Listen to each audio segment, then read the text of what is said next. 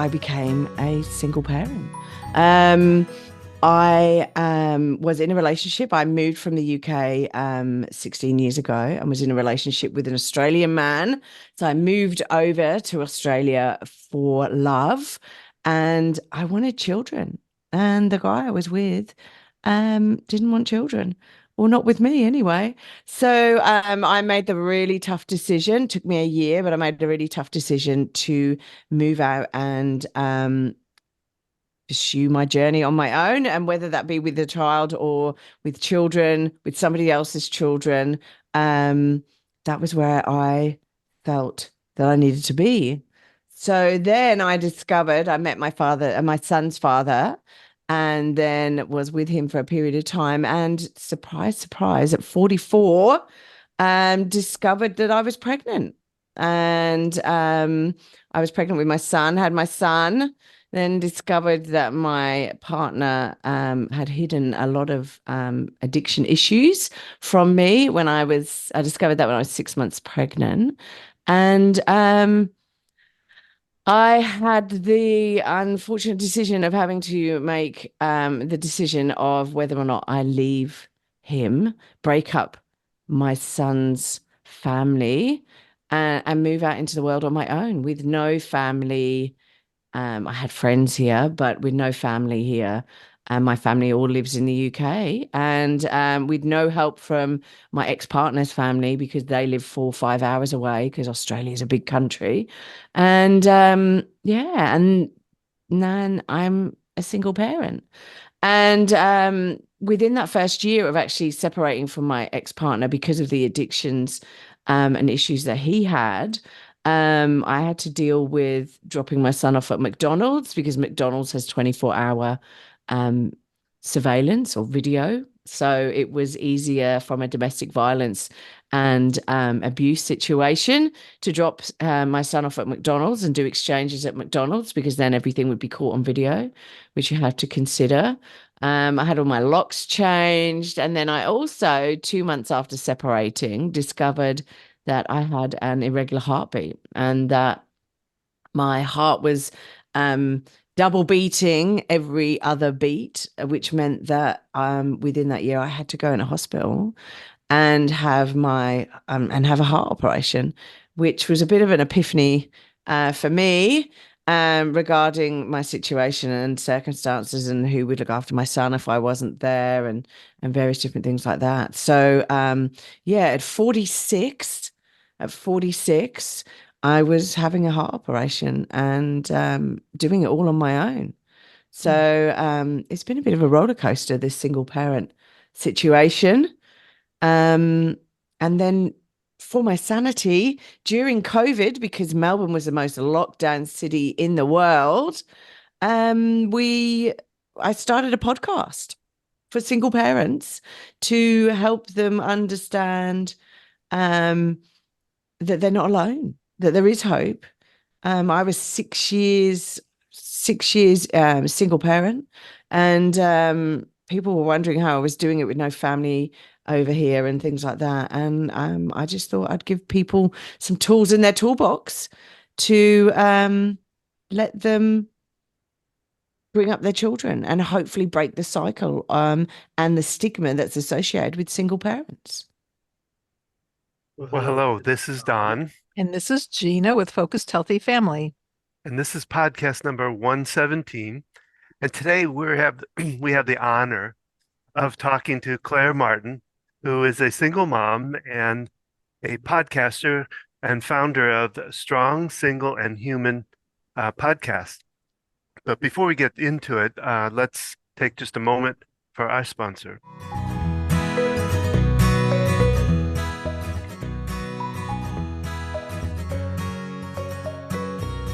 And today we're talking about Ask the OT. This is a new program that we're starting where you're going to be able to connect via online, via phone call, Zoom, and ask questions about dealing with elderly parents or loved ones and navigating that journey and incorporating different components, what if your parent has dementia, and how are you supposed to get them to listen to you and follow through? And you got to get them out of their house, but they're resistant and yet they can't follow what you're saying and understand. Or maybe you're wondering, does my dad have dementia? Why is he doing these funny things? What's going on? So we're building a community of support.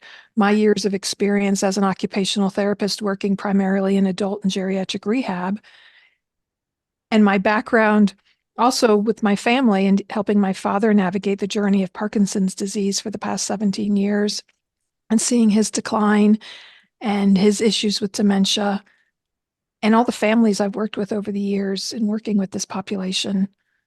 I want to help other people with this, all this information and experience that I've accumulated. And I know how disconnecting it to be. You're juggling multiple things at once. You're going to work, you're taking your kids to high school activities, and now you're helping your parents navigate it. Maybe it's a long distance thing.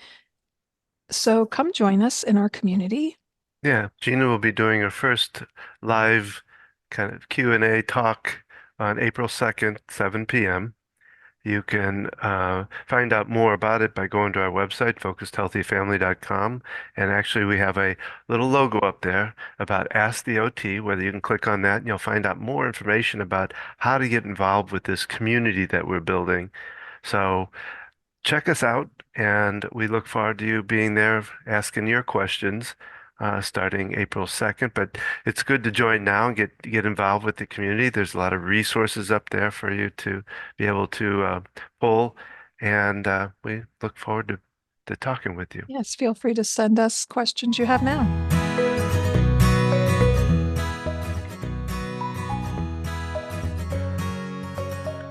And we're back. And today we're welcoming Claire Martin, again, the founder and the host of Strong, Single, and Human podcast. As she said, she moved to Australia 16 years ago for love, and she said also for fun, and also to work and to live the Australian dream.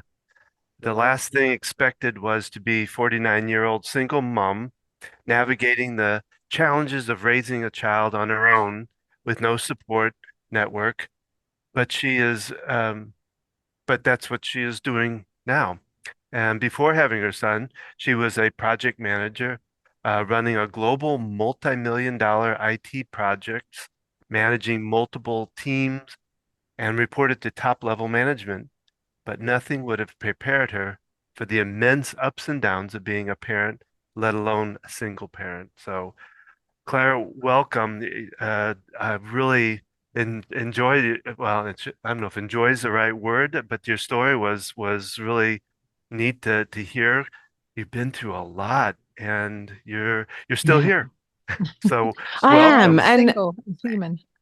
yeah, exactly. And like, I'm no different to anyone else out there, really. Life throws you these curveballs, and you've just got to get on with it, really, which is crazy. Um, and yeah, I've got a child, right? So I've got to be there for him. And he was when I separated, he was 2. So Wow. like yeah, it's been interesting because I've had to look at life from his perspective. It's amazing to have a 5-year-old ask, if you die, am I homeless? And things like that, because we don't have that network, that family connection and network around us. And I have my son 24/7. So yeah, it's been interesting to actually understand the challenges that he goes through, because I just don't think about those. I just think he's a kid, he's having fun, Yeah. but he's a pretty deep thinker as well, right? And he wants to know, why do people drink alcohol? Why do people take drugs? Yeah, and am I homeless if you die? What happens to me? Well, yeah, because I was wondering, like, you went through heart surgery right after Yeah. he was born? No, so he was 2. He was Oh, 2, nearly 3 when I had the heart surgery. So I separated with my ex-partner when he was 2. Yeah, and then about 9 months later, I'm in hospital. on my own, um, sitting there being questioned around what procedure I was having and things like that. And then, yeah, they put Now, me in. how, how did you deal with, who did he stay with someone or? Right. So I was really, really lucky. My mum and dad flew over from the UK to look after him because they didn't want him to be with people that he didn't really know very well. Mhm. So they flew over and they came over for a couple of weeks, one to look after him, two to look after me. But he was in daycare. So he was in, we have family daycare over here. I don't know if you have it in the States, but it's where you go and you drop your child off at somebody else's house, and Mhm. they have a limit of looking after like 3 or 4 children. So he'd known this person since he was 6 months old. So because I had to go back to work, I had to go back to work. I had to work. Mhm. Um, so yeah, so not my ideal situation. I always thought I would be a family unit. We would have like a mom and a dad, and I'd have children. Maybe have 1 or 2 children, and we'd live in this lovely house and A two picket cars, fence? and yeah, 2 cars, both of us like, having good jobs and not having to worry about money and, all of those things. And yeah, there've been stages where I've gone, okay, not sure how I'm going to pay the bills this month. Or, I was contracting and working on big projects, which was really stressful. I was dealing with custody for my son that year. And then I also had the heart operation. And the week before going into hospital to have the heart operation, the company I was working for went, "We're not going to renew your contract." So it was Oh. 3 weeks before Christmas, a week before Oh. my heart Wow. operation. And they were like, "We're Oh. not going to renew your contract. So we're really sorry to do this to you. But yeah, you don't have a job." And I was Wow. like, okay, this is full on, right? And it's Christmas. So Christmas in Australia is shut down, right? It's our summer. So Christmas hits, all the kids are off school. Kids don't go back to school until February, sort of end of January, February.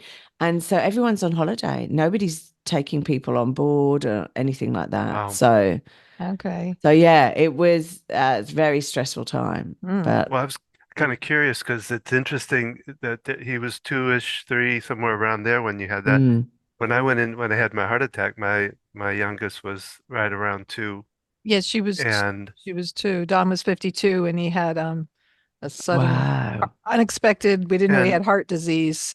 it was a really And our kids were 2, 9, and 13. well Um it- the 2-year-old had such a hard time seeing me in the hospital. He got very distant. She got very distant from me, yeah, when you and first came home, it was just sort and of I this was weird wondering, did your child disconnect. have any issue with you being in this hospital and I don't know, just dealing with it emotionally as well as physically too, I I think guess. it I think it leads so bearing in mind, right, he'd had me there constantly for 2 years of his life. He'd never had a night without me Mhm. um in his life. I was there, I bathed him, I fed him, I put him to bed every night. His father didn't really do any of that. Um and so he'd had me constantly. And then for this one night, and it was only one night. I was only in one Yeah. night. Like I have to say the hospitals here are amazing. And I went in the morning, so we dropped him at daycare, and I went into hospital in the morning. I was supposed to be first in the queue, but unfortunately, some other guy had some complications, and so he had to go in before me. And I went in for my operation about 4 o'clock in the afternoon and came out at 7, 8 o'clock at night. And it was very strange for my son because I didn't pick him up from daycare, my parents did. And then he was like, "Well, where's my mum? Is my mum coming back?" And I wasn't there. My mum put him to bed at night. And then when he woke up in the morning, I wasn't there again, right? And I think that has generated um anxiety in him with regards to him being worried if I go out for an evening or if he goes and has a sleepover, he's worried that I'm not going to be there when he comes home. Sure. Where is my mum going to be? So there's been times it's been very difficult for me to go out and have a night out without him dealing and going through some sort of anxiety around, you're not going to be drinking. Where are you going? How are you getting home? How late are you going to get home? All of those things, because like I said earlier, when he's 5 and he's going, if you die, am I homeless? Yeah. What goes on there? Which is, as a 5-year-old, you wouldn't want to be thinking that. How old is he now? Oh, he is going to be 9 this year. Okay. So I'm loving that you called me 49, but yeah, I'm actually over the hill and I'm now 50. I'm going on that slippery zone. No, that's okay. That's great. I was like, oh, I can remember 49. You could have left it that way, you know. Yeah, no, I could have done. You're the youngest. You're the youngest right here of the three of us. So. Oh, damn. That doesn't happen very often. Yeah, I hit the big 6'5" this year, so I went the Medicare route and all of that. So yeah. Yeah. I don't look a day over 64 never put though, you at 65. I've never put you at 65. Wow. I will be 55 this year. Wow. Well, Yeah, exactly. you well, guys are same with old. you, right? You look a bit like, so yeah, no, exactly. Yeah, Don's always with the younger women. Since we're 11 years apart. Yes. So Wow. also, I'm kind of curious in your story. You talked about exchange at McDonald's, and because of the Mackie surveillance, D's. was that with the father? So because we were going through negotiations on a parenting plan. So and so the situation legally over here, if you don't have any agreement, your partner, ex-partner, ex-husband, ex-partner can take your child. And if you don't have a court agreement or anything like that, they can take your child and never give them back. They don't have to give them back. You can request the police to do a welfare check on them. But if you don't have a custody document or a parenting plan or anything like that that's been approved by the courts, then you don't really have any rights as such. You can't demand that your child live with you because you don't have any. You'd have to go to the courts. You'd have to go to the courts to request that they get returned to you. So we were going through, I didn't want that to happen because of my situation. And so we were going through negotiations around when my ex-partner could see my son. And now I have my son 24/7. It's not through me stopping my son from seeing his dad or his dad seeing him. It's just a choice and decision that his dad's made. But yeah, initially it was drop off and pick up, and he would have him overnight, pick him up on a Saturday morning and then drop him off on a Sunday night. And I think it's important that my son has something to do with his dad. Sure. Even though there are issues, and those issues have sort of been slowly getting sorted out, I'm hoping, over the last sort of 6 years that we've been separated. But yeah, it was McDonald's because I feared, I didn't know what he would be like when he turned up, whether he'd be drunk, sober, what state he would be in when he dropped his son off. So it was easier to actually get all of that captured on camera. And I didn't have cameras. I have cameras all around my house now, even now, six years on. Because there is still that element of, I don't know whether anything would be done to my house if we were away for the weekend, if we were on holiday or whatever. You just don't know. And the house that we were living in at the time, I got all the locks changed and I still had a fear that he could come over in one drunken stupor and smash windows or set fire to the house, push burning papers through the letterbox and set fire to the house and and things like that. And while Oh. we were separating, I was locking. I, for some reason, had a lock on my bedroom door. It was there when we moved in, and I would lock my door because he was drinking in the evenings, and I was concerned that he would drink. I knew he would never hurt my son, but that he would come through and be angry at me, and I'd find him straddled across me, putting a pillow over my face or whatever. There were those sort of things that Wow. he was that unpredictable. I'm not saying that he was murderous, right? But when he drank, he was that unpredictable that you just didn't know what was happening. When he's sober, he is great, intelligent, focused, and so all of those aspects I saw when we were dating, and in the first 6 months where I was pregnant, and then things, the wheels started coming off the car, as it were, after when I was about 6 months pregnant. I started going, well, hang on a minute, what's going on here? So it was I can't imagine that But the to drop fear. him off in exchange, even to Well, and know. the way the laws are, that if he just took off and took him, that you had no legal recourse. well, because I didn't have a plan. I didn't have a court approved plan that had been signed and witnessed by both parents and then witnessed by, a third party. There was, so Sound like these are the things. so he was somewhat decent about that as far as doing, n- Shared custody and sharing custody. Yeah, so yes, regarding his son, and I've still got them 6 years on, but the text messages and the abuse that would come directed at me, via text message or phone call or, drunken conversation at night. And, you can sit there and always, you could hear when he'd been drinking and when he hadn't been drinking and things like that. And so it was abuse that was directed at me, not at our son. So that's where I sit and I go, okay, I feel comfortable that my son will be safe. My biggest concern was drink driving. So yeah, that's what I was just going to ask you. Yeah, this guy's been done for drink driving 6 times maybe.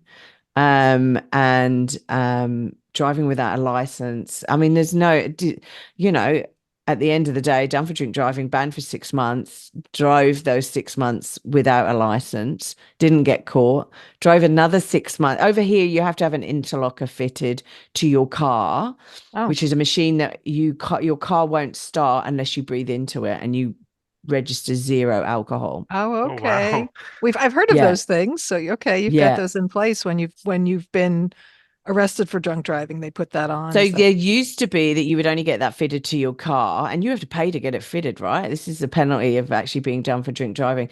You have to get it paid to have it fitted to your car. That used to be if you were high range, right? So over 1 point something or other. And now it's mid-range or low range. So you could have a beer, drive your car thinking you're okay, get stopped, have a breathalyzer. It could say you're over the limit, and you will have an interlocker fitted for a period of time. So low range tends to be 3 months, mid-range tends to be 6, and high range tends to be a year, 2 years, depending on your record and things like that. Wow. So and every month it gets calibrated. You cannot cheat. There's a camera on it. So when you blow into it, that camera shows who is blowing into that interlocker, because some people could get somebody else to blow into it so the car can start and things like that. Yeah, And all kinds of things.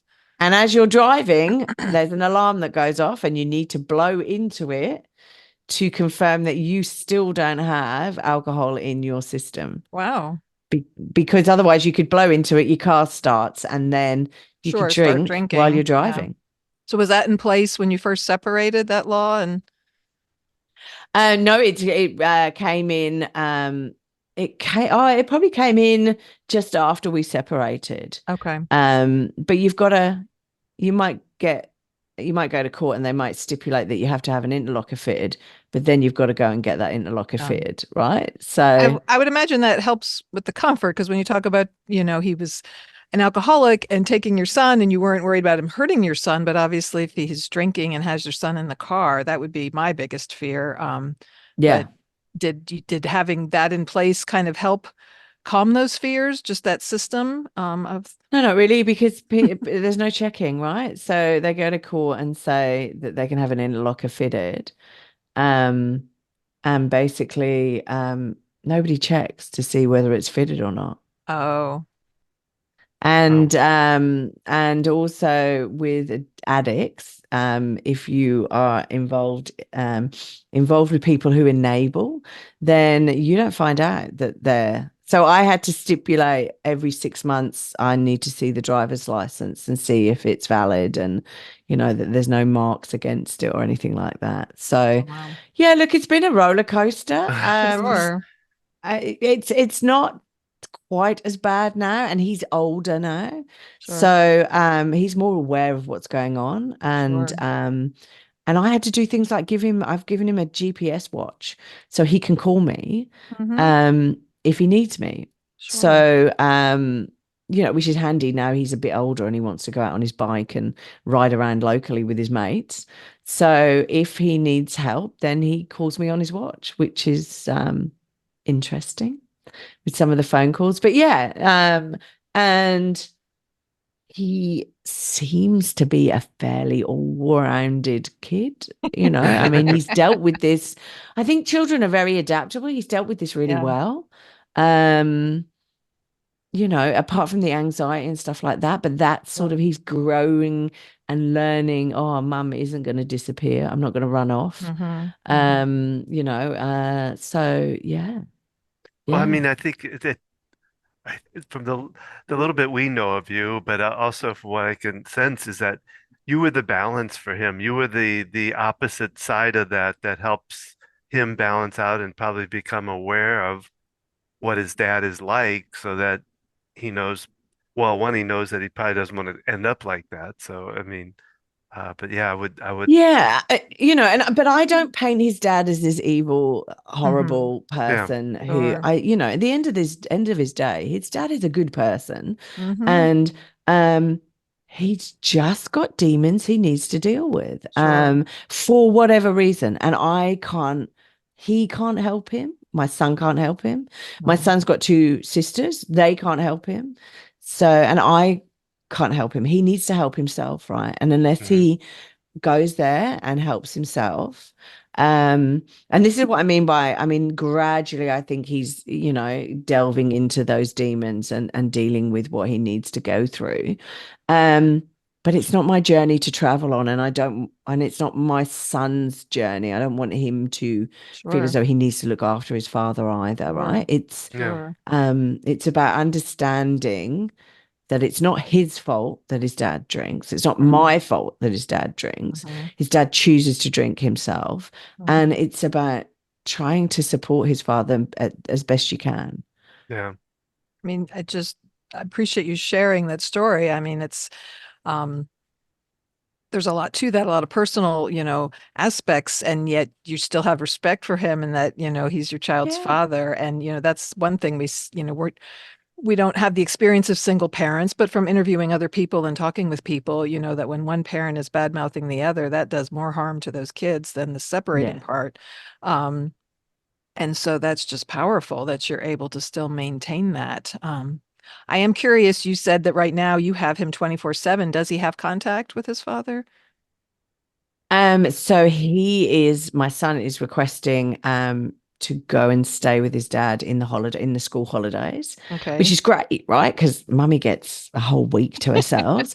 So we trialed that at Christmas, Okay. and it went really well. And Okay. he went and saw him at Easter, so that's great. Okay. We've got another holiday coming up in June, so fingers crossed that all goes really well. And I'm a little bit, because my ex-partner lives on a farm with his father as such. So they're out in the middle of nowhere, but because there's other people around, I'm not concerned that my son is there left on his own, Okay. isolated as such. So yeah, so because there's other people around, I feel as though, he's not in any danger.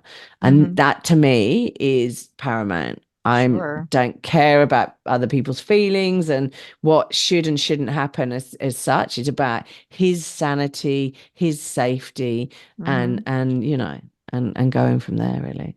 Yeah, and that's great that he can have contact with his dad despite the Mm, situation because um yeah, I just can only imagine being the kid in the middle of, a separation and that do you, see one parent or not, and with the situation with the alcoholism and that obviously it's not real healthy for him to be there all the no. time. But I imagine And it's great because when he stays with his dad, gets to see his sisters. So he's got two older sisters, 19, or soon to be 19 and 15. oh, And okay. so they all know the situation and the Okay. circumstance.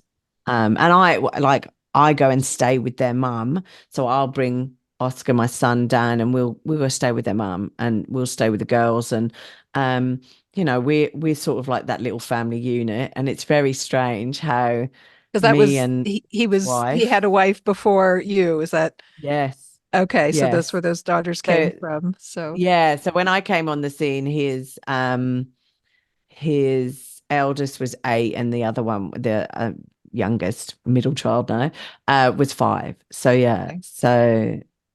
so she had 8 years of it.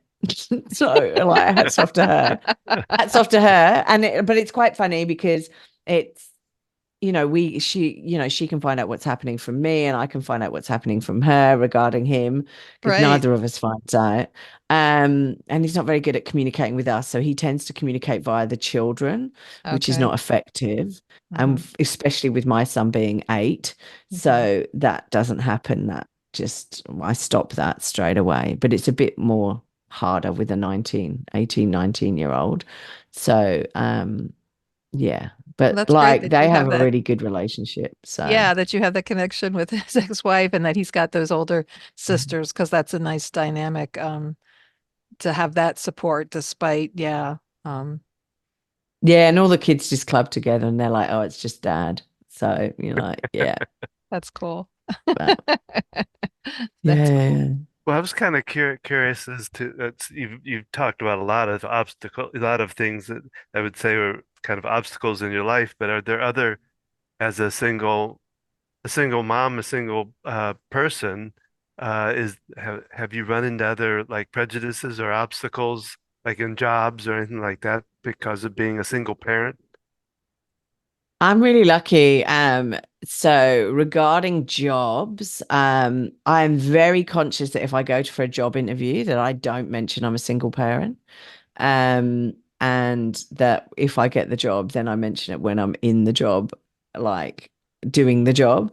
And so I'm very conscious of not mentioning it as a single parent, although they're like, God love Australia, right? And I'm from the UK as well, right? And we have the prejudices there as well, but like there are racists here, there are, sexism, there's all the isms that you could imagine, still existing in our country, they exist in your country, they exist all over the world, right? Hmm. Ageism is another one that I'm butting my head up against as well at the moment. So, it's all good. Yeah, we get old and crazy apparently. And we can't do a job, but hey, that's okay. And so there are all of those, but I've got to say, being a single mum, I do tend to get the better end of the stick, because it is considered, if my child is ill, I can go home and I can pick him up from school, and I can, I get an easier ride at work.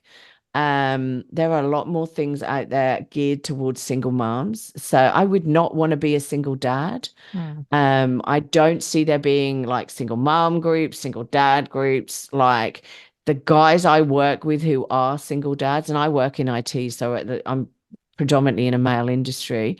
The guys I work with, who are full time, have their children 100% of the time, get a really rough deal in Hmm. some jobs and some areas, because Hmm. there is a stigma of like, well, why are you like, isn't there anyone else who can go and pick the kids up? Isn't there anyone else that can do X, Y, and Z? And Hmm. I think if I've got to leave off early to take my son to an event or picking him up from somewhere or whatever, um, it's just a given. I've got to do that because I'm a single mom, right? But for Mhm. single dads, the expectation is that the kids are with their partners most of the time and they just get them at weekends. But Yeah, yeah. it's Kind Kind it's of of got interesting. set roles for mom and Well, it's dad, sort of you a know. interesting reverse on the whole sexism idea that Yeah. yeah, that the different assumptions with moms and dads, but Well, I mean, yeah, because I mean, the closest I got to that was I was a stay-at-home dad for the probably the first two Yeah. years of our first child, but I I know the age prejudice. I mean, I've had that trying to look Mm. for a job at, that was back when I was in my 50s and yeah, yeah, still got you got looked over for jobs because they're like they could hire someone fresh out of college who didn't have a family and could work 70 hours a week and I yeah. know, it's crazy, isn't it? um But they forget about all the experience and the knowledge and all of the other stuff that, yeah, no, I And know. that's That's why I probably a work at whole other McDonald's. podcast. No. We have surveillance though, you know. Yeah. Yeah, that's okay. I'm curious if the McDonald's in the US have surveillance like that. I don't I don't think we do. I don't We're not as Oh, paranoid as don't you? Australia, maybe. I don't know. Well, or just I don't know, the restrictions like the whole what you talked about the lock on the car. I know I've heard stories about that and in the US, the whole freedoms and like I think that's a great idea, but nothing like to get something like that passed in the United States would be a lot more difficult. Yeah, it's amazing that we have, and like I come from the UK, and there's cameras everywhere in the UK, in city centers in the UK. Like there's cameras everywhere. I don't think there's a road that you can go down in a city in the UK or a town where it hasn't got a camera. Okay, and it's great to say, yes, you don't want to have the cameras, you don't want people watching you until something actually happens to you, Right. right? We And then have cameras in our cars, we've got cameras on our phones, we've got cameras everywhere. We are, if we don't, if nobody thinks that Google isn't recording everything that you do, and if you've got an Alexa or a Siri or something like that, and nobody is recording, what you're shopping for and where you're going. right. Like if you've got the internet and a mobile phone, these people know where you're going. It amazes me how Google sends me an email once a month to go, oh, these are all the places you've visited this month, right? Because I use Google to find out routes to go to Sure. different places. I use it to drive. And, So and we do that yeah. in the United States as well. And yet, Yeah. because like you, yeah, the safety of it. Yeah, there's so many safety features. And yet, yeah, there's a little more, I don't know, people are disconnecting the United States with the reality of that and just taking my freedoms away. I know it's just, I shared something on Facebook. Oh, we had a neighborhood yard sale. And my daughter All said, right. I posted a picture. My mom and my daughter's like, "Mom, you named our neighborhood so people know where we are." I'm like, "Honey, anyone can put my name and address it. They can figure out where I Yeah. live. Like, it's not a secret. Like, Yeah. Yeah. I don't want to put your age out there and other things, for your privacy, but like, I'm not paranoid about that because I think it can be found out so easily." Um, Oh, yeah. No, definitely. There are ways and means, and the internet makes it so much easier, right? So, right. yeah. Yes. Yeah, I mean, no, we I found agree. you, I didn't we? I agree. mean, Well, exactly. Yes. Exactly. What? But those sort of things and safety, I have to say, as a single parent and being a single mom on your own, right? Mhm. Those sort of things do worry and concern me. Mhm. Like people might think I'm crazy in the States, but I have cameras all around my house. So I have Oh. cameras on my driveway, cameras on the front of the house, cameras on the back of the house. They're not fantastically expensive cameras, but they record up into the cloud Hmm. and it's okay. However, there is just me and my child here, right? And if there's a zombie apocalypse, I want to film it and go from there. But like we've had people walk along our road, kids, in mid-teens, 15, 16, in hoodies. We call them hoodies over here, but they're in yeah. hoodies and they check all the doors on the cars. So we've had them standing in my garden, checking my car door to see if they could take my car or take what's in my car or whatever. and God love my neighborhood, because my neighbors across the road came out. There was my neighbors beside me came running out to see if they could help. So I mean, it's an awesome neighborhood to be in, and I think COVID helped us a little bit with that, because we all checked on each other during COVID, and I'm not sure we would have done that if COVID hadn't have happened. Mm. And I'm kind of that we were curious, locked though. down. I'm kind of curious as to why you park your car in the garden, though. It's in my driveway. But these guys stood in the garden, and we could hear something outside. We could hear something outside the bedroom window. And so I checked the cameras. So we're watching these guys looking around the car, and then I got, well, rightly or wrongly, but then I got a bit hormonally angry about it and thought, right, I'm just going to go out and confront these people, which probably in the US you might not want to do. Although We people don't tend have. to have, yeah, well, we don't and it's stupid here as well, because they have very big long knives and things like that, but these guys didn't seem as though they were armed. They Right. just seemed a bit opportunist. Mhm. But yeah, but I went to go outside, and by then my neighbors had come out across the road and had chased them off, right? But it is a bit, yeah. It's scary. Well, but that's not, I mean, uncommon. We have cameras. I mean, my son, he has a fiance, but it's just the two of them. He's got a camera in his car. He's got cameras on his house. Yeah. It's a very common thing. We have the Ring doorbell. So because in our neighborhood, there's been a My lot of camera's a issues. Ring. There's been a So lot of Ring, big, yep, there's some get money, a please. sponsor there. We've had that issue here. A lot of people trying to break into cars, whether it's because it's cold and they're homeless, or they're looking for some money, some change. wow. So yeah, that's sort of I guess, kind of a universal thing that can happen anywhere. And so we all agree those cameras are helpful.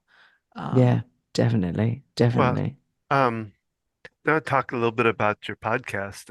It was neat Oh, I yeah. think you even said that I think you say it in your little description here about wanting to give some hope, to other Yes. single parents. So, like, tell us a little bit more about, like, I guess, like, why you decided to, and how what have you learned off of it, or what has it done for you? Yeah, look, I wanted to just cover off why I called it what I've called it, which is strong, single, Yeah. and human, right? Because I think any single parent has to be strong for your child, for yourself. Obviously we're single, right? And then the human side of it is just to say, hey, everyone, right? Because I found that and I think this is one of the reasons I sort of started it. So 2020 hit, and we were all locked down in Melbourne because of COVID and things like that, and everyone was worried about people getting COVID and dying and all of this stuff. Even more so as a single parent, in the fact that I'd had my son, so I couldn't afford to get in hospital and things like that. So it's a bit isolating, and so everyone I think started going online and watching watching Instagram and Facebook and all of this stuff. And I was getting a bit disillusioned with all these single parents who were going, oh, this is great. I've got my own business. I've got 5 children, and I'm a single parent, and I'm doing it all on my own. And I'm like, whoa, hang on a minute. I've got 1 child and I'm falling apart sometimes. So I'm not sure what's going on here, but I don't think this is right. And I found that it was just a very there were times where I felt hopeless, right? Because I felt, oh, I should be doing X, I should be doing Y. And basically, I wanted to help, because I thought, well, I can't be the only other parent out there, single parent out there, that's going, Jesus. And so I wanted to set this podcast up to help other single parents who were leaving a house with suitcases and their kids and packing them into a car and driving off into the night, not knowing where they were going, leaving a domestic violence situation, who were in fearful situations, fearing for their safety, no job, nothing. People who had just lost a loved one, because you're not only a single parent through coming out of a toxic or a toxic relationship or a non-toxic relationship, because some relationships just break down naturally. You can be a single parent because you've lost someone, right? And so dealing with your children's emotions of losing a parent, and also your emotions of losing a partner as well, right? So that's another roller coaster. So it was really around just giving people tools and hope that what they're going through at the moment is not great, but this too will pass, right? You just got to keep going, keep moving forward, right? You're not in this on your own. There's other people who have been in the situation and they're thriving now and they're doing really well. So that was why I started it, to just get out there and just interview people like yourselves, and interview authors and give people ideas for jobs and other things that they want to do, and show people that if they want to be, a entrepreneur online, or they want to write a book, or they can do whatever they want. Just being a single parent isn't or shouldn't stop them. Yeah. You've got to be a bit more time efficient, and you've got to think outside the box sometimes if you want to do something and there's not two of you. But yeah, that was why I started it. Well, and thinking about with the human part, that's very perceptive of you to put that in there, because I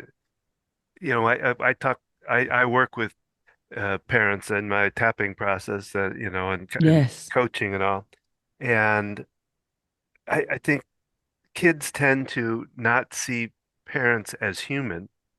We see them as parents, and then they block off the fact that they're human and they make mistakes and things like that. Because they get a lot of parents that are so afraid of making mistakes, and their kids seeing, oh, I'm screwing up my Gotta child. hold it together for my kid. I gotta. Yeah, and to see them as a parent, as human, I think helps the child to better, well, like you say, grow up well-rounded, and knowing and learning things from the parent through example. So I think it's neat that you put that on there and added that piece in there, because yeah, strong is important, but also showing not your weak side, but that you have Right. You have those moments of where you have how those can I You do make this? moments. Falling mistakes. apart. That's Right. that's how we learn. We make mistakes. That's how we learn. And we need to say to our children, hey, it's okay to make a mistake. Okay, you made a mistake. It's not a biggie. Just don't worry about it. How are you going to change that? What are you going to learn from it? How are you not going to make the mistake again? Because the biggest mistake that we can do is just to continue to do the same thing, Right.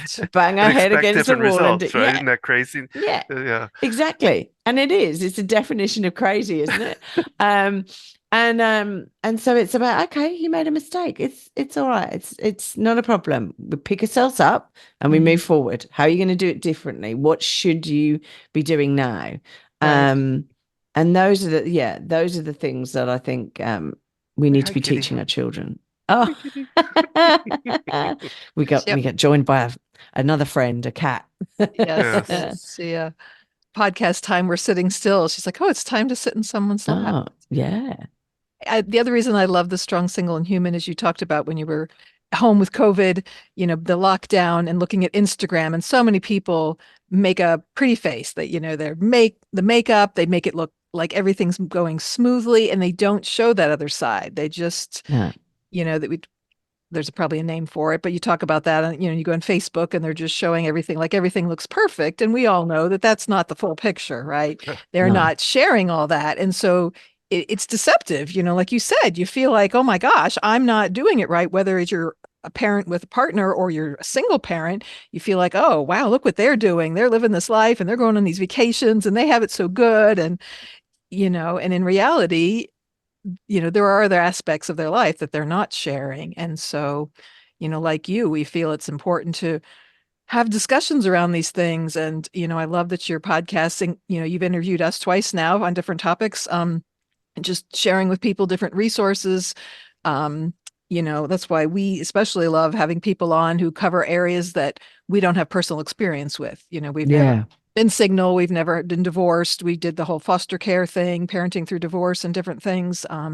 Those experiences, because you learn best from hearing about other people who've been through it, and how we can best help our children. Like we've talked about anxiety before, dealing with kids with anxiety. Someone comes to you and they have no children and they think they have all the answers, and you're just going to be like, yeah. Well, yeah, and that's right. And but also I think it kept me sane during COVID, because I got Sure. to talk to other adults. Because bearing in you mind, right, but like Melbourne had was it 260 days? I can't remember. And, like, it goes into a blur now, and I can't imagine being locked down for almost a year. We were locked down Hmm. for almost a year. yeah, And Australia was when I very say, tight on things. I remember hearing that yeah, in the news. exactly right. I mean, crikey, thanks, US. You had people like out there, like, demonstrating for us, right? Which was great, but we were in it and we were okay, right? It's the Aussie way of doing things where they just go, we'll be all right, we'll be fine, right? And We just have to and find things to do. and you But we had to could, we could only go shopping, we could only go to the doctors, we could leave our house for an hour every day. It was a bit wow. like being in prison. Leave our house for an hour every day to go on a 5K walk, which was great the first couple of weeks, but got very boring with I think my son was 5 at the time, right? So it got very boring with a 5-year-old. So we'd go out at different times of the day. We had a curfew, so you couldn't be out before 6 a.m. And after 9 p.m. or 8 p.m. at night, right? So it was, Mm. yeah, it was like being Oh, a teenager again. It was great. And yeah, so there were things like that, I mean, we have so off licenses where you buy wine and beer, and we call them bottle-os over here. Basically everyone was rushing out to go and get their beer and wine and stock up, because we didn't know whether we'd be able to leave, because then that was all we were doing was drinking, watching TV. So TV got a good smashing, and watching online social media and things like that. yeah. So So you created a network of support for yourself and interviewing people and inviting yeah, people, right? Because we are now everybody knows Zoom, and it's become even though it existed before COVID, just being able to interview someone. yeah. I told my kids we're interviewing someone in the future because it's Saturday where you are and it's Friday here. Yes. Yes, that's right. And and it was just great to actually talk to so many different people who were doing such positive things. Mhm. Um, and who'd been through hell. Some of the people I interviewed had been through hell, right? Some of the mums had their ex-partners had stalked them. Mhm. Some of the dads hadn't had a great time either. And they were left just depressed, because they couldn't see their children, and the courts were saying that their partners had said, oh, they were abusing the children and they weren't. And like, it's just amazing, all of the different things that people have gone through. Mhm. So yeah, it was great to actually connect out with people. So other than us, who was your favorite person to Oh, interview? there's so many.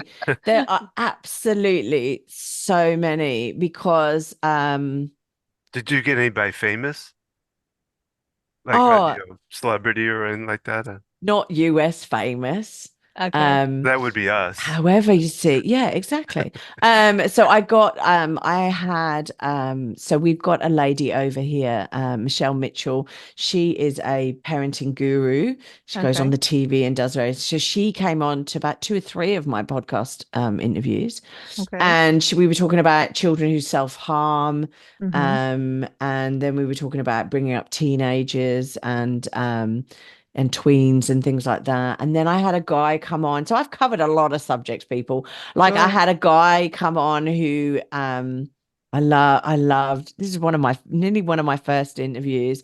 He came on, he set up a sperm donation nation over here in Australia, Wow. because a lot of single mums don't want to go there and get into a relationship. So they go IVF the second or third time, um, because they just want a brother or a sister for their child. And I've known single mothers out there who are single mothers by choice. They Mm. didn't want a partner, they weren't in a Right. relationship, but they Right. wanted kids.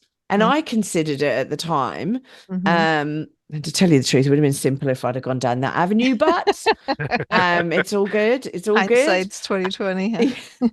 But yeah, and so the IVF clinics and things like that here, um because we're such a big country, that your people in and around the IVF clinic go and give their sample, as it were. I don't know how I'm going to put this right.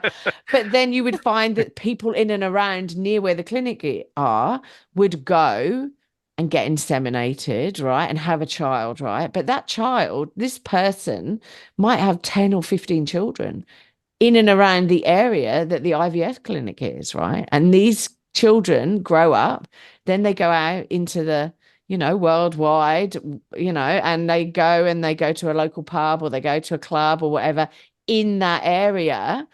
And they could, and it has happened, Oh, they could meet somebody who actually they've got the same father because they were both Oh, IVF babies and oh, they've got the same father, right? And so they get into a relationship and then we go, oh, hang on a minute. We can't continue because we're related, right? We're oh, wow. half brother yeah. and sister. So this guy set up this sperm donation thing to sort of try and so the children know both parents and things like that and where they come from and also for any diseases or anything like that. So he said that was an interesting interview, Oh, I yeah. have to say. But you don't think about that. But yeah, what an awful thing to go out and meet someone and then be like, oh my God, Yeah, we're They'd have to closely move to a related. cult somewhere, probably in Nevada. yeah. Nevada. Yeah, yes. I don't know. It's just, but it's yeah, because we stay locally, right? And it's Australia's a big country, right? So yeah, people sometimes just grow up and stay where they were born. They don't move Right. around Oh yeah, we get like that us, too. right? Yeah, that can Yeah, happen here. The Yeah, I've fact met. that yeah, the town we live in, there's a lot of that people yeah, haven't explored 30 miles outside of the city a lot of times. Right, right. yeah. No, exactly. So he was interesting. I also interviewed a radio celebrity here, who has a charity for male suicide. And so I've done a lot on male suicide because the year before I had my son, a friend of mine in the UK committed suicide. And I'd always, before my friend committed suicide, I'd always been of the view as, oh, that's just an easy way out, oh, what are they doing? That's so selfish and blah, blah, blah. And I'd never really thought about the dark side of it. And this guy he seemed to have it all together. He'd got two grown-up kids. He was starting out, he was 52. He was starting a new job on the Monday. He'd recently lost his mother, which was unfortunate, and he was grieving her. But he was in a place where he couldn't dig himself out of, and so decided he's going to hang himself. So, Um, and you've got to be in a there's a to me, I was like, wow, knowing him for so long, Sure. I was just like, wow, okay, maybe my preconceived ideas about suicide are not correct. And yeah, it's unbelievable. And it happens. Like in Australia, nine people attempt suicide. I don't know if nine people attempt suicide and succeed, but they definitely attempt suicide every day here in Australia. I mean, I was just reading about Robin Williams and Yeah, how tragic that was and how everybody was wondering, why would you want to do that? He's successful, you know, but I was reading about what he was going through yeah, with the disease that he had. He had the Louis, Lewy body dementia. and it was yeah, really taking over his mind, and he was in a lot of pain. So it was kind of a good ending for him because he was yeah. the way he was going, he wouldn't have been able to even control himself or deal with, so you No, Yeah, never know, you exactly, never know, exactly. right? Until you. Sorry, that was my son interrupting us. Well, He's like, Mom, are we we supposed probably to be need to going? wrap it up for it Yes, Yes, anyway. no, exactly. No, we so exactly. love having you on, and you keep talking about the lockdown in Australia, and with COVID, and all I keep remembering is that Tom Hanks and Rita Wilson, I think, were there filming when that all I happened, and know. he got locked down there. I'm like, you got Tom Hanks for. Yeah, we did. They got COVID, I think, though, as well. Yes, they Yeah, did. yeah. Twice. I Yes. think they've had it twice. Yeah. Oh, Um, well, we've had it twice as well, even though we got locked down. Me and my son have had it twice as well. That's But yeah. so. yeah, So, just quick, a little bit about how people can best find out about you, about your podcast, and maybe give some like Any last minute thoughts you want to share for Yeah. single parents out there or anything like that? Yeah, look, I like last minute thoughts is this too shall pass, right? Best piece of advice I've ever had is just sometimes you just need to sit in it and wait. And just go one foot in front of the other, step by step by step, just try and get through the days. If I'm having a bad day, I go to bed early because I just want to go to sleep and wake up for a fresh new day. The podcast is everywhere that you can get podcasts. I don't think there is a place that it isn't. It is Strong, Single, and Human. It's on Apple, Spotify, all over the place. It would be great if people could listen to it. It's got about 150 odd episodes now. I've been going for like 3 years now. And many more to come, many more to come. And give it a listen if you like it. Give it a rating, because it gets me up the charts so more people listen. And I hope you enjoy. Yes, we will share a link for it. Yeah. Here on our podcast. And, you've interviewed us twice, and it's been so nice turning the tables and getting to know you more and your story and asking you questions. So we've really enjoyed that. So thank you for being here today, Claire.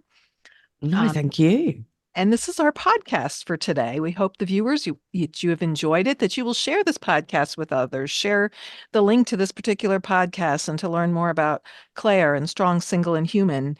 If you want to learn more about Don and I, be sure to leave comments and feedback. Reach out to us on our Facebook page, our Focused Healthy Family website page. You can tune in for our Tuesday tips, which you can get in email format, and it's a short podcast we air every Tuesday. If you're listening to us, you can also find our regular podcasts on YouTube, and be sure to sign up for our upcoming programs that we have on our website. Look out for our Ask the OT. We are doing a whole program on caring for aging loved ones. You can learn more about that on our website. And remember, how you speak to your children today shapes their future and yours.